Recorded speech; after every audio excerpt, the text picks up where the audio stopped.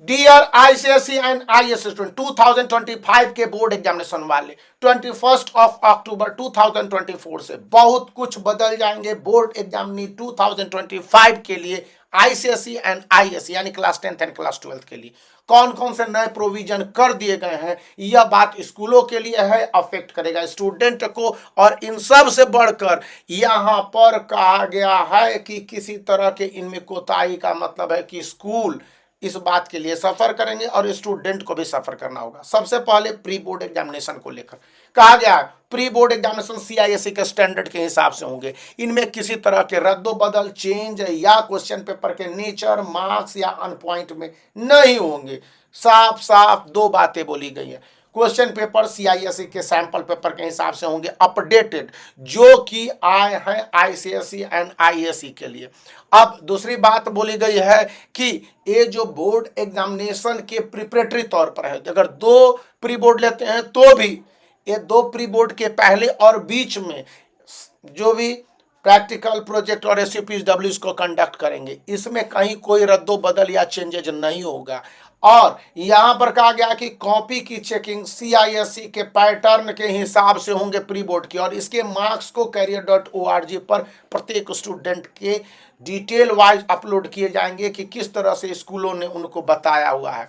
यहाँ पर तीसरी पॉइंट बताई गई है प्री बोर्ड एग्जामिनेशन को लेकर, जो कि बताया जा रहा है कि आईसीएसई एंड आईएससी के स्टूडेंट को क्या पढ़ाया गया अक्टूबर 31 तक। 31 को तो दीपावली की छुट्टी यानी कि 30 तक इसको आपको जवाब देने होंगे। क्या कोई बैकलॉग रह गया है नवंबर में, तो प्री बोर्ड से पहले सिलेबस के कंप्लीशन और अच्छी तरह से स्टूडेंट को समझाने वाले सभी चैप्टर, पॉइंट्स और डिटेल्स होंगे। ऐसा नहीं कि आप दिसंबर में प्री बोर्ड ले रहे हो तो 30 नवंबर तक की पढ़ाई को ध्यान में रखेंगे। यहाँ पर कहा गया है कि किसी भी कीमत पर विंटर ब्रेक से पहले, विंटर ब्रेक मतलब जनवरी से पहले स्टूडेंट के प्री बोर्ड हो जाने चाहिए, स्टूडेंट के प्रैक्टिकल और प्रोजेक्ट कंप्लीट हो जाने चाहिए और उसके मार्क्स सीआईएससी की ऑफिशियल वेबसाइट पर अपलोड हो जाने चाहिए। किसी भी कीमत पर स्टूडेंट के जितने भी स्टडी है या उनके बैकलॉग है, उनके अटेंडेंस है, ये सब क्लियर हो जाने चाहिए। इसको लेकर कोई भी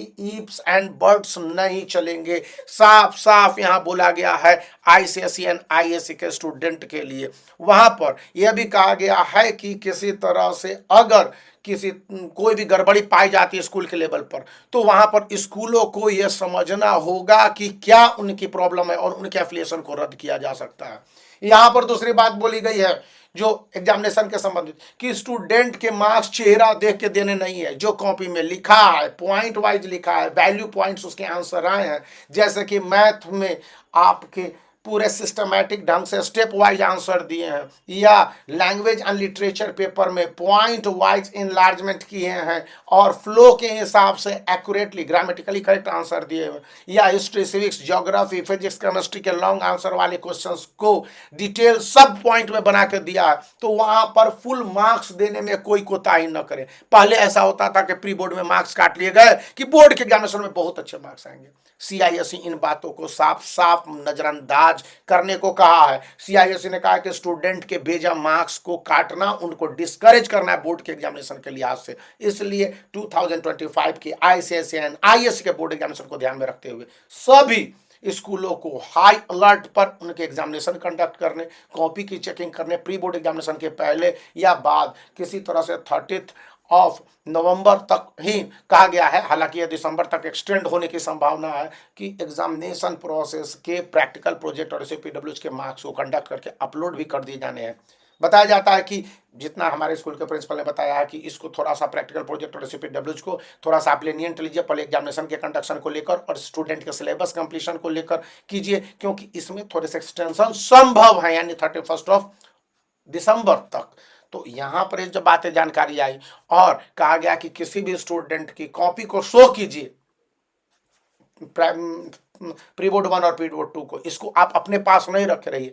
और बहुत सारे स्कूल है जो मार्क्स दिखला देते हैं, ऐसा नहीं करने हैं, क्योंकि उनकी गलतियों को बताना है। तो ये भी बात बोली गई है कि किसी तरह से इफ्स एंड बट नहीं होना चाहिए कि स्टूडेंट के मार्क्स ऐसे आए और वैसे आए। आप उनको कॉपी दिखाइए, अच्छे तरह से समझाइए, और अगर स्टूडेंट फेल करते हैं एक से ज़्यादा सब्जेक्ट में तो उनको कैरियर काउंसलिंग के साथ बताइए। अटेंडेंस उनके कंप्लीट नहीं है तो सारे प्रोसेस को डील आउट कीजिए, लेकिन सब कुछ होने चाहिए एक्यूरेटली जो CISE का रूल्स हैं। तो है ना कमाल की बात, आपके फेवर में जाती है तो वीडियो को आप लाइक कर दीजिए, चैनल को शेयर करिए, सब्सक्राइब करना याद रखिए। Bye for